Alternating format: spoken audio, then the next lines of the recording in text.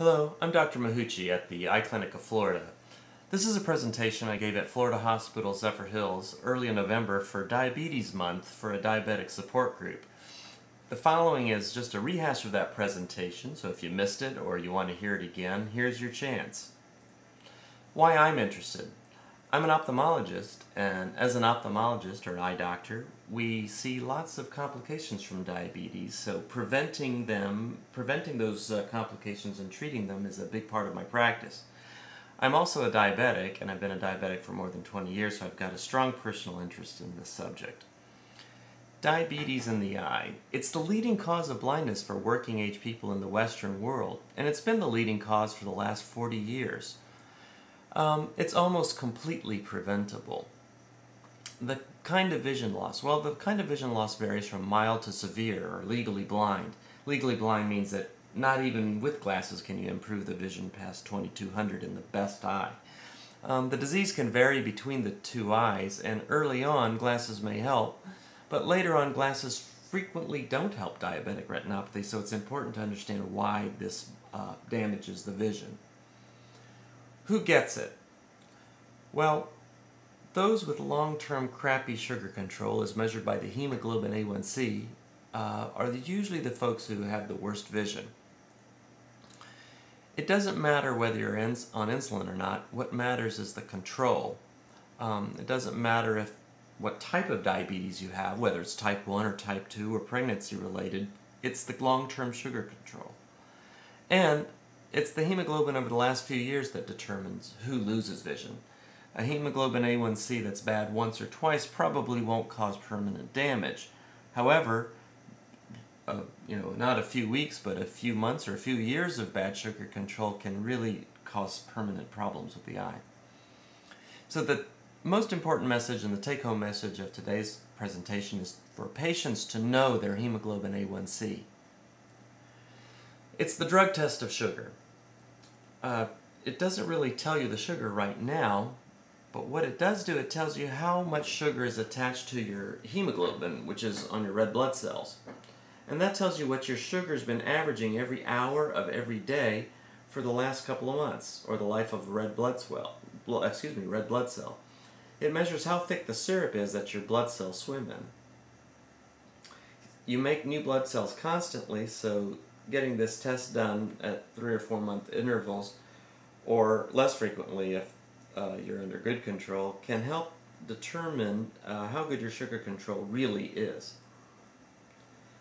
And it's an important test because we all sometimes can fool ourselves with thinking that the fasting blood sugar really tells us what the sugar really is representative of the rest of the day. It's really the average of every hour of every day which really tells you how well the sugar is controlled. So fasting blood sugars often don't tell the whole story. And in fact, for type 2 diabetics, where the problem usually is the sugar goes up and stays up after eating, testing the sugar while fasting may not really give you the full story. Although it's an important measure, it's not the full story. The eye exam. Frequently people don't understand what we're trying to do with eye exams. You really need dilation drops to see the back of the eye.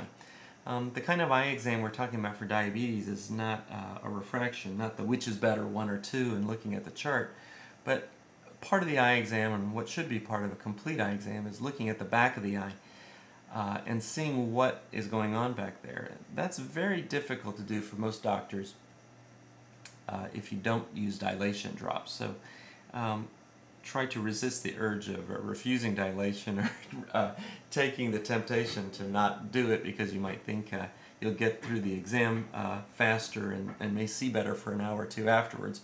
But if you don't dilate, you're really doing yourself a disservice.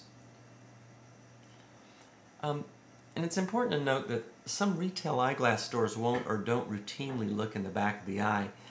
Frequently in retail eye exams, the purpose of the exam is really to prescribe glasses, and sometimes HMOs and some insurances manipulate this misperception about what eye exams are to send their diabetics to places where frequently the back of the eye is not looked at. So it's very important that when you get an eye exam, if you're diabetic, to have the doctor look in the back of the eye. You need an eye exam every year. The changes that happen in diabetes often are very subtle and can be seen very early on in the process, and usually early action prevents vision loss. So how does diabetes blind? Well, there's a couple of ways that it tears up the structures in the back of the eye or damages them so that vision is lost. And I'm going to concentrate for the most part on diabetic retinopathy. There are other parts of the eye that are affected that are less common, but less commonly the cause of the damaged vision. But in diabetes, retinopathy is the main problem, and two main types of diabetic retinopathy prevail.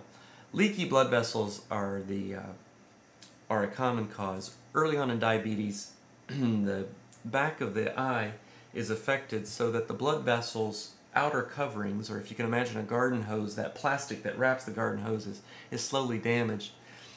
You can get little outpoochings of the rubber, if you will, in the blood vessels, and these are called microaneurysms. Later on, these little damages in the eye wall can leak, and that can put fluid on the back of the eye. If you think of the eye as a camera, the retina in the back, the retina is the back of the camera or the film, and having fluid on the film can distort your image, so it's very important that you don't get that. The other way is new blood vessels growing in the wrong place, and these new blood vessels are different from the blood vessels that your parents give you. Often these new blood vessels break and bleed and can fill the eye with blood. So, here's again an example of the way the eye works like a camera. The eye is kind of more like a two-lensed camera with the cornea bending light and the lens bending light to focus things on the back of the eye. And the back of the eye is called the retina. Here again is a diagram of the eye in cross-section. And here's what we often see, or the eye doctor often sees when looking in the eye. The white structure on the right is the optic nerve, which is kind of the optic disc, which is where all the nerves, the 1.5 million nerve fibers, kind of come together and form a